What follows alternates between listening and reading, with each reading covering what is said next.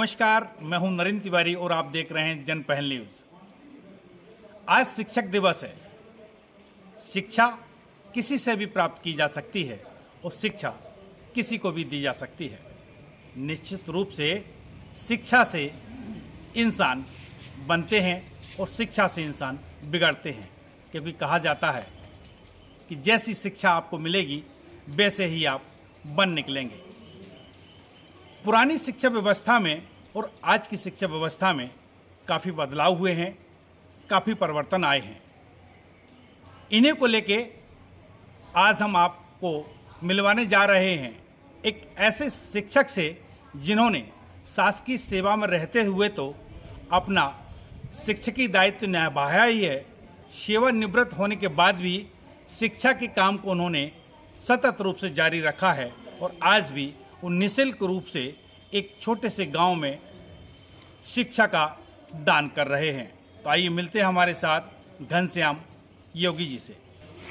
योगी जी, पहला सवाल यही कि पुरानी जो शिक्षा व्यवस्था थी, जब आप खुद स्कूल कॉलेज में पढ़े होंगे, स्कूल में पढ़े होंगे, प्राथमिक शिक्षा आपने ग्रहण की होगी, तो उस वक्त की शिक्षा व्यवस्था कैसी थी? थोड़ा पहले उस पर प्रकाश डालना चाहेंगे। आदरणीय जन पहल न्यूज़ के संचालक श्री नरेंद्र तिवारी जी, आपके ये शिक्षा संबंधी विचारों के प्रश्नों का उत्तर देने से पहले मैं सर्वपल्ली डॉक्टर राधाकृष्णन के एक विचार को प्रस्तुत करना चाहता हूं, जिसमें पुरानी शिक्षा पद्धति की और आज की पद्धति की भी एक कथन में झलक दिखाई देती है। बिल्कुल, स्वागत है साहब। डॉक्टर राधाकृष्णन राष्ट्रपति थे और उन्होंने विश्व के दर्शन शास्त्रियों के एक सम्मेलन में अध्यक्षीय उद्बोधन से बोला था। अध्यक्षीय उद्बोधन में उन्होंने कहा था कि जहाँ तक दर्शन शास्त्र का प्रश्न है, दर्शन शास्त्र एक विषय है, जहाँ तक दर्शन शास्त्र का प्रश्न है, मैं दुनिया के विद्वानों को चुनौती देता हूँ कि मैं उन्हें दर्शन शास्त्र पढ़ा सकता हूँ, लेकिन जहाँ तक आत्मानुभूति का प्रश्न है तो उससे तो मैं स्वयं वंचित रहा हूँ। आत्मानुभूति की शिक्षा प्राप्त करने के लिए किसी भारतीय फकीर, भारतीय विद्वान की चरण रज को माथे पर लगाना होगा। तो अगर देखा जाए कि प्राचीन शिक्षा पद्धति और आज की शिक्षा पद्धति में हमें यही अंतर दिखाई देता है कि जो पहले की जो शिक्षा थी वो आत्मानुभूति करा देती थी, विषय का आत्मानुभूति करा देती थी, लेकिन धीरे धीरे जो आप शिक्षा में परिवर्तन आ रहा है उसमें आत्मानुभूति कराने का अभाव है। विद्यार्थी जब कक्षा में होता है तो गुरुजन जो है माने विद्यार्थी के लिए पूरी तरह से संबंधित विषय का ज्ञान देते थे और बच्चा अनुशासित रह करके, अनुशासन में रह करके गुरुओं से शिक्षा ग्रहण किया करता था। जिस समय परम आदरणीय स्वर्गीय श्री राम कुमार चंचल जी कबीर को पढ़ाया करते थे, मैंने उनसे पढ़ा है, तो राम कुमार चतुर्वेदी चंचल जिस समय कबीर को पढ़ाते थे और कहते थे पढ़ाते समय कि कबीर को पढ़ाना माथे पर पसीना आना है। वाह!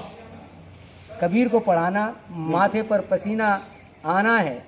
और वहाँ जितने भी जो है विद्वान शिक्षक थे, जिस समय 1965 में मैं कॉलेज में पढ़ता था, तो उस समय जितने भी योग्य शिक्षक थे समय पर आते थे, तो समय पर जो है विद्यार्थियों को समय पर आने की शिक्षा देते थे, समय पर वंदना हुआ करती थी। और राम कुमार चतुर्वेदी चंचल स्वर्गीय और जो वर्तमान में डॉक्टर परशुराम बिरही शुक्ल जी और विद्यानंद राजी, नित्यानंद नेवालिया जी और आपके चंद्रपाल सिंह शेखरवाल और उस समय के जो जितने भी विद्वान थे समय पर आते थे। पैदल आने वाले पैदल आते थे, साइकिल से आने वाले साइकिल। मैंने तो किसी को देखा ही नहीं है कोई शिक्षक या प्रोफेसर मोटरसाइकिल पर आ रहा है। बिल्कुल, मोटरसाइकिल। हाँ, ये भी जानना चाहेंगे कि जो पुरानी व्यवस्थाएं थी, जैसे नियमित रूप से स्कूल लगना, नियमित रूप से शिक्षक आना, तो निश्चित रूप से शिक्षक का सम्मान जी होता था और बच्चों के जो हृदय थे, मन थे, हाँ। उनमें शिक्षक के प्रति बड़ा प्यार सम्मान हुआ करता जी, था। जी, जी। गुरु भी शिष्य को उसी दृष्टि से देखता जी, था। जी, हाँ। आज का जो वर्तमान का परिदृश्य है, जी इसमें गुरु शिष्य का जो संबंध है, जी। इसको किस नजरिए से देखते हैं सर? क्या क्षीणता आई है, क्या प्रगाढ़ता आई है? इसमें जो है इतना जो है माने प्रगाढ़ता का तो अभाव हुआ है। हम्म, आज के समय में प्रगाढ़ता तो जो है अभाव, क्योंकि जो है पहले जो अनुशासन दिखाई देता था शिक्षक और छात्र के बीच में, जी अगर देखा जाए तो पहले के समय में गुरुत्व और शिष्यत्व दिखाई देता था। बिल्कुल। गुरुत्व और शिष्यत्व दिखाई देता था। लेकिन आज के समय में ये समझ लीजिए शिक्षक और छात्र जो है दिखाई देता है माने, क्योंकि गुरु शिक्षक आज गुरु नहीं बनना चाहता और जो है छात्र शिष्य नहीं बनना चाहता। ये स्थितियां जो है बहुत परिवर्तन में जो है माने दिखाई दे रही हैं। छात्र भी समय पर नहीं आते, छात्र ईश वंदना में भी समय पर शामिल नहीं हो पाते। ईश वंदना को यह समझ लीजिए कि जो आजकल के कॉलेज के जो छात्र हैं या हायर सेकेंडरी स्कूल के छात्र हैं, वे तो ईश वंदना से परहेज सा करने लगे हैं। जब पीरियड लगेगा पहुंच जाएंगे, जब जो कक्षा में गुरुजन आएंगे तब पहुंच जाएंगे, जबकि छात्रों को पहले पहुंचना चाहिए। छात्रों को पहले कक्षा में पहुंचना चाहिए, लेकिन गुरु माने जो है पहले पहुंच जाएंगे, छात्र जाते हैं अच्छे फल सोचते हैं कि हम उनके पीरियड में जाएंगे, इनके पीरियड में नहीं जाएंगे। इस तरह की स्थितियां जो है छात्रों में निर्मित होती चली जा रही हैं। इसके क्या कारण है? ये आज की स्थितियां जो है बहुत ही दुखदायी प्रतीत होती हैं। हमारे छात्रों में और शिक्षकों में आत्मीयता का अभाव होता है। बिल्कुल। आप एक शिक्षक होने के साथ साथ एक गीतकार और कवि भी हैं जी, क्योंकि आपको लोग बेहतर पसंद करते हैं सुनना। तो मैं चाहूँगा कि पुरानी शिक्षा व्यवस्था पर अगर कोई पद आपने लिखा हो, कोई गीत है या कविता है, कुछ भी आपने लिखा हो, तो दर्शकों को थोड़ा पुरानी शिक्षा व्यवस्था को उस रचना के माध्यम से भी आप बताएं। जी जी जी, मैं आप कुछ दोहे हैं जी, जो आपके आज्ञा का पालन करते हुए प्रस्तुत कर रहा हूँ। स्वागत है सर। ये पुराने जो शिक्षा पद्धति थी उसके दोहे हैं और कुछ दोहे आज के समय की हैं। बिल्कुल, स्वागत है। स्वागत है आपका। कि धर्म रूप धर्मात्मा, धर्म वीर गुण खान, धर्म रूप धर्मात्मा, धर्म वीर गुण खान। गुरु गीता गुरु ग्रंथ है, बाइबल और कुरान साथियों, बाइबल और कुरान। ये भावना पुराने समय की। और गुरु गंगा गुरु तीर्थ है, गुरु शिव विष्णु ज्ञान। तुलसी सूर कबीर ने गुरु को कहा महान साथियों, गुरु को कहा महान। गुरु की महिमा गा रहे भक्त संत महाराज, गुरु की महिमा गा रहे भक्त संत महाराज। गुरु संहारत शिष्य के बिगड़ रहे हों काज साथियों, बिगड़ रहे हों काज। इतनी आस्था और विश्वास था पुराने में जी। गुरु शरण में जो रहे वे ही शिष्य महान, गुरु शरण में जो रहे वे ही शिष्य महान। चरणोदक पीते रहे, चरणोदक पीते रहे, हो जाए कल्याण साथियों, हो जाए कल्याण। भौतिकवादी विश्व में, वर्तमान में जी, भौतिकवादी विश्व में नहीं आत्मिक ज्ञान, भौतिकवादी विश्व में नहीं आत्मिक ज्ञान। गुरु बिन संकट बढ़ेंगे, गुरु बिन संकट बढ़ेंगे, बने रहो धनवान साथियों, बने रहो धनवान। शिक्षक यदि गुरु बन सके, वर्तमान में जो शिक्षक पद आया है कि शिक्षक यदि गुरु बन सके, छात्र शिष्य हो जाए। शिक्षक यदि गुरु बन सकें, छात्र शिष्य हो जाए।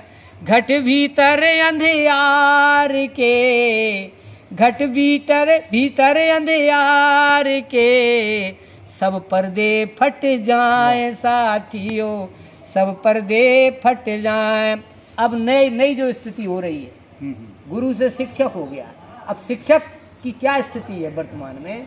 जो पहले गुरु की भावना से सुसज्जित था, आज जो है वो शिक्षक हो गया, शिक्षाकर्मी हो गया, अतिथि शिक्षक हो गया है, साक्षरता अभियान में साक्षर गुरु बन गया। ये नए पद सृजित होते चले गए। नए पद सृजित होते चले गए। तो देखिए कि महापुरुषों ने किया है, महापुरुषों ने किया है गुरुओं का सम्मान।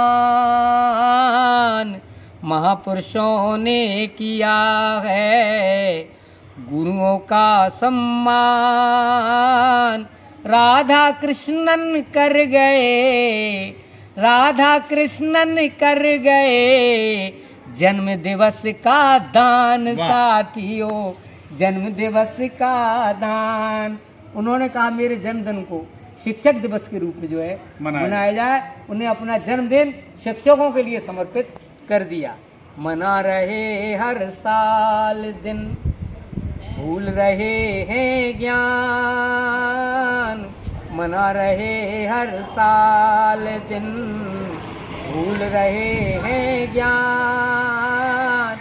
सुखदाता गुरु ज्ञान को, ज्ञान से ही सुख प्राप्त हो। सुखदाता गुरु ज्ञान को, दावो नहीं सुजान साथियों, दावो नहीं सुजान। अब मूलन अब हो गया जी, अब मूलन अब हो गया। करें रोज व्यापार, युग निर्माता गुरु जी गिनते फिरते द्वार साथियों, गिनते फिरते द्वार। परिचय फोटो पत्र हो जी, परिचय फोटो पत्र हो, चाहे हो मतदान। राशन कार्ड बनाइए, राशन कार्ड बनाइए, ज्ञानी गुरु महान साथियों, ज्ञानी गुरु महान। चुनाव कराने जा रहे शिक्षक ज्ञान निधान। चुनाव कराने जा रहे शिक्षक ज्ञान निधान। ट्रैक्टर ट्राली से गिरे, कीर्तन कर गए प्राण साथियों, कीर्तन कर गए प्राण। अंतिम दो हैं जी कि अज्ञानी शासक हुए, शासक हैं गुणवान। अज्ञानी शासक हुए, शासक हैं गुणवान। पंच और सरपंच के द्वारे खड़े सुजान साथियों, द्वारे खड़े सुजान। गुणी गुलाब अपमान के, गुणी गुलाब अपमान के, पी रहे घूंट हजार। आज की स्थितियां हैं बिल्कुल। गुणी गुलाब अपमान के, पी रहे घूंट हजार। जब से पेड़ पलास के, जब से पेड़ पलास के, बन गए ठेकेदार साथियों, बन गए ठेकेदार। आदरणीय तिवारी जी, ये मेरी भावना जो आपने पुराने समय की शिक्षा तो आज के समय की शिक्षा में जो मुझसे इंटरव्यू लिया है, ये मेरे दोहे बहुत पहले से जो है संचित थे, लेकिन जब आपका जो है इंटरव्यू को मुझे याद आई तो मैंने सोचा इनको जो है इस इंटरव्यू में प्रस्तुत कर दूँ। और डॉक्टर राधाकृष्णन का जो है जन्म दिवस है तो उनको भी याद कर लिया जाएगा। ये आपकी बहुत बड़ी महानता है कि आपने एक छोटे से मनुष्य के लिए, छोटे से मानव के लिए, इतने बड़े कार्य के लिए मुझे जो बुलाया। मैं कृतज्ञ हूँ। महानता तो गुरुजी आपकी है कि आपने हमें समय दिया और हमारे चैनल को आपने समय दिया इस साक्षात्कार के लिए, तो निश्चित रूप से इसके लिए आपका धन्यवाद भी हम ज्ञापित करेंगे बाद में। एक दो बिंदु और हैं कि गुरुकुल की बात हो गई, गुरु शिष्य की परंपरा की बात हो गई।